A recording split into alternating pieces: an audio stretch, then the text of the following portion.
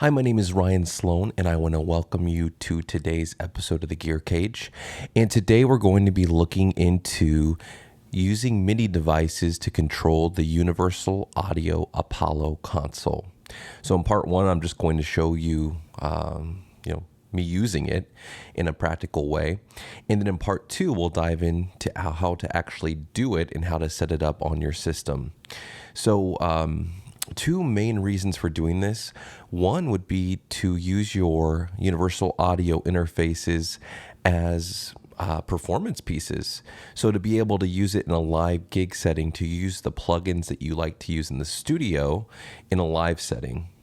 And the other reason would be to potentially streamline your recording process by setting up MIDI triggers. You can, change guitar amps, change EQ, pan settings, all of that. So those are some reasons to do it. And let's just show you using the foot controller, the 12-step from Keith McMillen Instruments, how to do this and how to use it like a traditional foot pedal, like a guitar floorboard. So here you can see we've got just a direct tone going into the Apollo.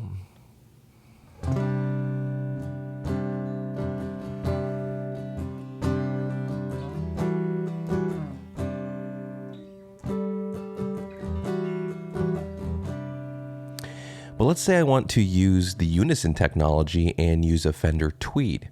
I can just hit my first button that I've assigned that to and engage it now in the console.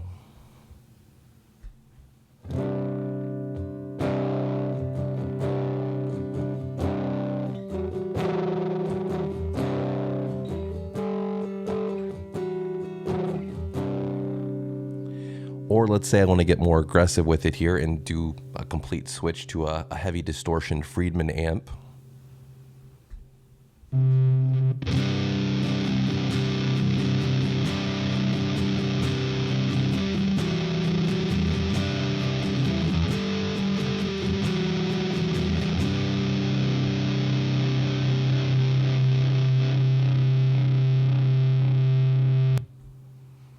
So it really opens up the performance aspect of the Apollo in a way that we're not normally used to.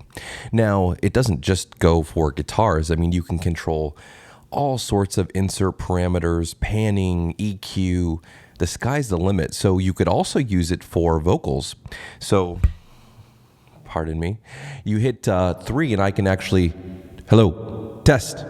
Engage and disengage a reverb preset. So for performance, you could do delays, reverbs, turn them on and off. And then when you're talking to the audience, just trigger a button and have them be done. So let's test that out right now here. And now we're back off with it again. So you can see that's how easy it is to use. Let's go into part 2 here and I'll actually show you how to set this up on your system. It's extremely fast and easy. All right, welcome to part 2 here of the video. And here I'm going to show you the desktop and how to operate this piece of software. So first things first, you'll want to go over to Radu Varga's website here at raduvarga.com.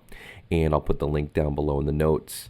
And you'll want to go to the software section on his page and go to the UA MIDI Control application. Now, it is only available for Mac right now, but hopefully he'll do a PC version at some point in the near future.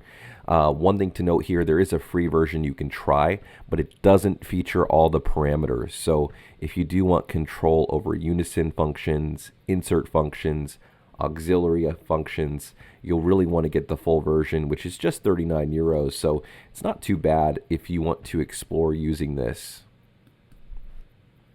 So when you open up the program, this is what it looks like here. You can see your input sources here, and you can see the control parameters here that you have access to. So for instance, you can see some of the plugins that I use for the demo here. If we want to change or control them, we just select the given source. So let's say we want to play with the guitar tones. Okay, that's on input 1 on the interface.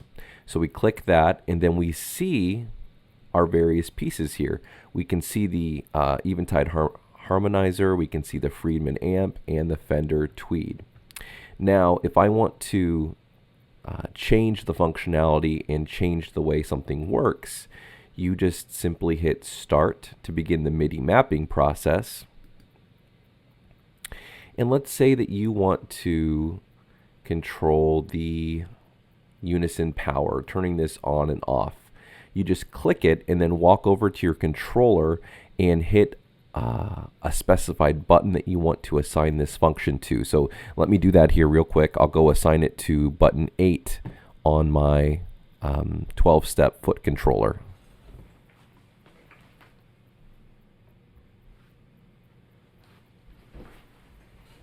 Okay, you can see that I've assigned that now to that particular function, and you can define the button type to a knob, a momentary switch, a toggle switch, and all of those things too. So you have a lot of flexibility, and you can see all the various parameters here that we have to control on just this particular parameter. So hopefully that'll get your creativity going, and you'll be able to see ways you can use this. If you do have any other questions or would like to see any other demos of this, put it down in the notes. Again, my name is Ryan Sloan for the Gear Cage, and thanks again for watching this video. We'll see you again soon.